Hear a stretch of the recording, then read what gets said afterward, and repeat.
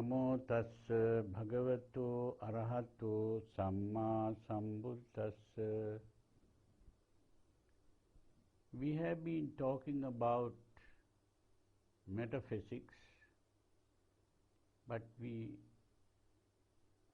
I like to talk a little more about this, the metaphysics of the teachings of the Buddha. We have already pointed out that the Buddha does not speak about the mind and the body as two separate entities, or that there are two things called mind and body. He uses the word nama rupa to refer to simply the process of perception alone. Rupa is what has been perceived as an object, and nama, it really refers to the naming of it, which means identifying it as a separate entity. And because the Buddha doesn't talk about the existence of the subject or the object, but only the experience,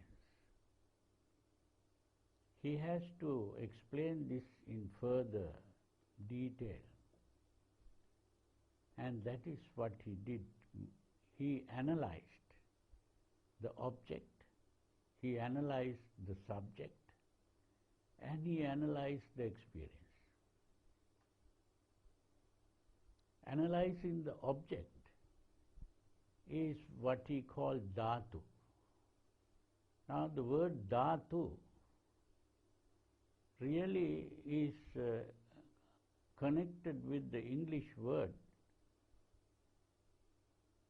data or datum, which could be pronounced as dhatum. In the same way, datum is the English pronunciation. Maybe some other language, it could be pronounced as dhatum. So, and of course the plural is the data. And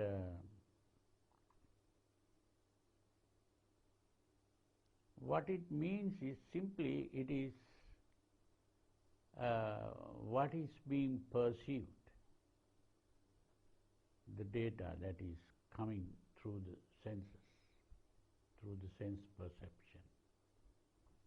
And this normally is seen as solids and liquids that we see. The Buddha tries to classify it in terms of solids and liquids. Now, solid and liquid is what we call matter. Now, according to the modern scientific thinking, matter is found in three states: solids, liquids, and gases. And now they are also talking about another state called plasma. But the thing is, the ordinary person is not able to understand gas or plasma. The ordinary person can see only solid and liquid. The gas, there is gas here, but people don't know about that until the scientists told them. So, the solid and liquid, that is what the Buddha used. Only he has this habit of talking to people only about what they already know. He doesn't go to talk about things that they don't know, because then they might think about, they might suspect or doubt what he's saying. And so, instead of talking about that, he speaks about solid and liquid. And then he also talks about energy. Now today scientists are talking only about matter and energy. Now energy is also in different forms according to modern scientific thinkings, like heat, light, sound, electricity, magnetism. Like that we can talk about different forms of energy, chemical energy and things like that. But here these are all scientific concepts. The energy that we are normally able to see, the ordinary person can see, is heat in the form of heat and motion. Motion and heat, that is mechanical energy, and heat as heat energy.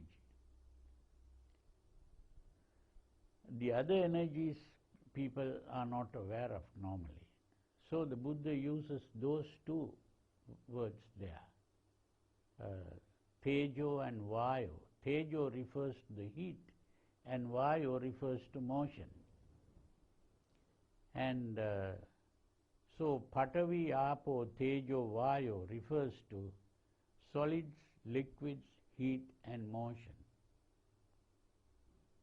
And then of course he also talks about the background of this, which is empty space, and that he is called Akasa. Akasa is the empty space, which is the background, which is like the solids and the liquids and energy, they all are in empty space. And then he also talks about another thing. We cannot separate the matter in this way from the seeing part of it. After all that is what we have perceived. And therefore he spoke about vijnana, which is the perception part. So he didn't talk about matter as Locke spoke about. And he didn't speak about the perception part only, ignoring the matter part. So he speaks about the object in terms of the solids, liquids, heat, motion, empty space and perception, because it is perceived. So vijnana is perception, not consciousness, perception. And then he analyzes the subjective part. In analyzing the subjective part, again, he first talks about the material part, which is the picture that is being seen. It is the form, rupa. And then he speaks about the perception part in terms of Vedana, Sanya, Sankhara and Vijnana. So Rupa, Vedana, Sanya, Sankhara, Vijnana. Today translated. This is the Khanda, Pancha Khanda, usually translated as the five aggregates. But Khanda is not just aggregate, it's divided into five heaps or lots. Five lots, we might say. And Rupa is simply the form that is seen. And Vedana is the feeling, how you feel. And Sanya is the what is perceived as today, of course, the psychologists they call it sensation, which is simply, for example, when we look, we see something.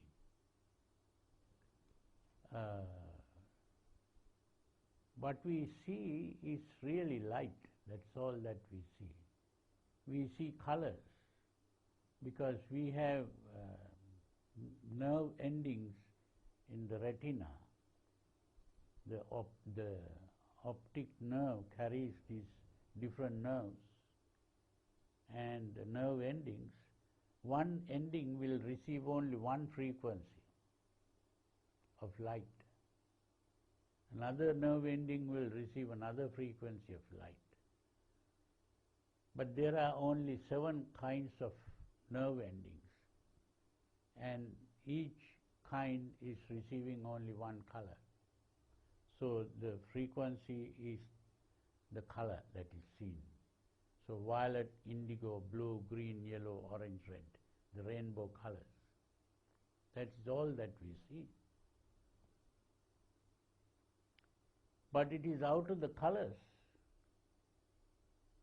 that we begin to form an object. The object is separated from other objects. So there is this, first the experience, whether it is pleasant or unpleasant. Then the next step is the seeing of the colors and things like that. And out of the colors we create an object. And that is the sankhara. Sankhara is the creation of something. And then we separate one object from the other. And that is the vijnana. So vijnana is the ability to distinguish between one object and another. Separate seeing, vijnana. So this whole process of seeing itself is the subjective process which is analyzed in this way. So the image that is seen is, and the various constituents of the perceptual process. That is what we call the khanda. So the dhatu is what is seen, analyzed into 6. Patavi, apo, tejo, vayo, akasa, vijnana. And the perceptual process, which is the subjective process, is analyzed into 5. Rupa, Vedana, Sanya, Sankhara, Vijnana, in this way. So now he analyzes the perception itself. And that is how he speaks about seeing, hearing, smelling, tasting, touching, and thinking. So 6 ayatanas. Ayatanas are like the fields, 6 perceptual fields. The eye is one field of perception. The ear, sound is another field of perception. Smell is another field of perception. The taste is another field of perception. Touch is another field of perception. And thinking is another field of perception. So these different fields of perception we put together to form a concept of something, like a chair or table or light or whatever we think of. It is always a mixture of all the different fields of perception. Even when we think of a cloth, we are not only just talking about what we see, we are thinking of what we feel, how when we touch, how it will feel.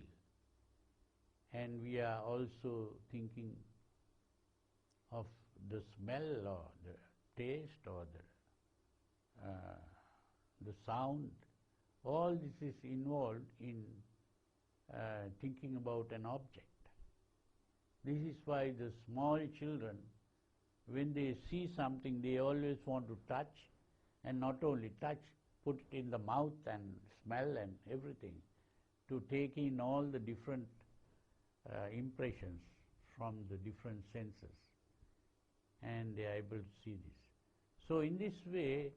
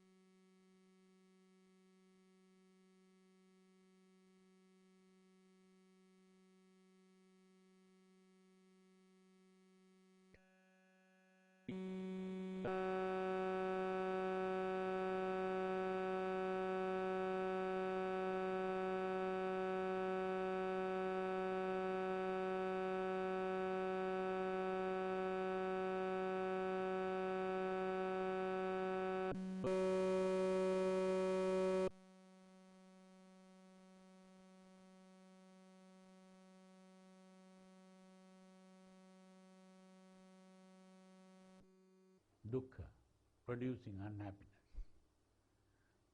And what is uncertain like this and also producing unhappiness is not as we want. That's not what we want. If it is not as we want, and we have no power to make it otherwise, we cannot say that it is under my power. If it is not under my power, I cannot say it is mine.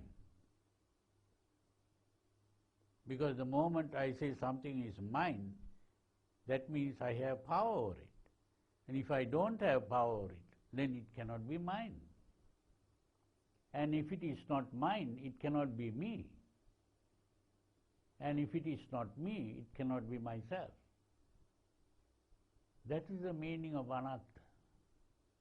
So anatta really comes from anicca and dukkha. So anatta is not simply by analyzing and say it doesn't exist. That's not the meaning of anatta. Anatta means that it is not mine. If it is not mine, it cannot be me. Netang mama, neso hamasmi, neso me attati. The Pali is that. Netang mama means this is not mine. Neso hamasmi means this is not me. And this neso me attati means this is not myself. That is, we are looking at the body and saying this body is dependent on conditions, contingent. And because it is contingent, it's not dependable, it is unstable. And if it is unstable, it is not under my power, and therefore it is not mine. So the body is not mine, and the body cannot be me. And because the body is not me, it is also not myself. So if we can fully accept that, then there is no me or I to talk about or to worry about. And I don't have to fear old age or fear disease or fear death. Who is going to die?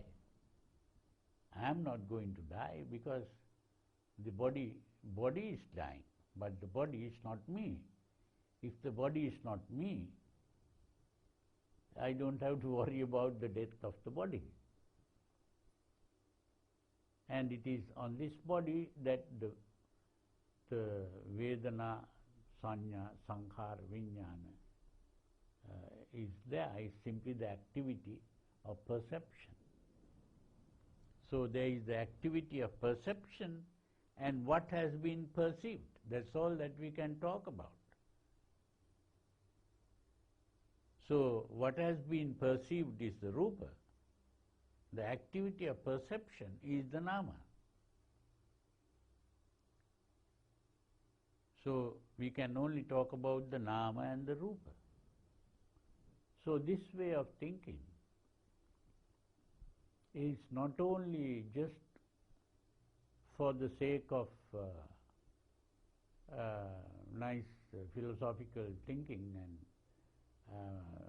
mental gymnastics or something like that. This is the way to be out of all suffering, all dukkha. And that is the end of dukkha, by understanding this. So this way of understanding is what today in philosophy call metaphysics. So this metaphysical thinking is seen to be very important in Buddhism. So we are not really talking about physics in the sense that existence of matter.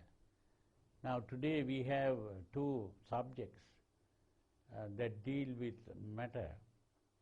One is chemistry and the other is physics in science. Chemistry deals with the constituents of matter, and physics deals with the behavior of matter. We can again use those two words, existence and essence. So chemistry is dealing with the essence, and physics is dealing with the existence, how it exists. So the important thing is that by understanding the importance of this way of thinking, we are going to benefit. So it is a very useful and beneficial thing to think about the metaphysical aspects which the Buddha has been talking about. And especially in the kind of meditation called vipassana, we are mainly dealing with this aspect. And this is why in the Satipatthana Sutra, the Buddha says, iti ajjattang va kaya kayanupassi vihirati, bahidda va kaya kayanupassi vihirati. That means to see the body from an objective point of view, and to see the body also from a subjective point of view. That means to see the body as matter or material, at the same time to see the body as a product of perception. And then he says, samudaya dhammanupassīvā kāyasmiṃ vihārati, vaya dhammanupassīvā kāyasmiṃ vihārati. How the body arises, how the body ceases to be, not only as a physical thing, but also as a mental process. And then to see atti kāyatyā panassa satipacchupattito hoti, yavadeva jnanamattaya patissati mattaya. To think there is the body exists, but only as a process of perception. The body exists, but only as a process. Now you see that the Buddha looks at it from both angles, and then he says, anisitocha vihirati, nacha kinchi loke upadhyati. That means he doesn't depend on that, what has been perceived. And he depersonalizes everything. He doesn't take it as mine. And that's the end of all suffering, dukkha. So this is very clear. And so I hope you understood, and may you all be well and happy.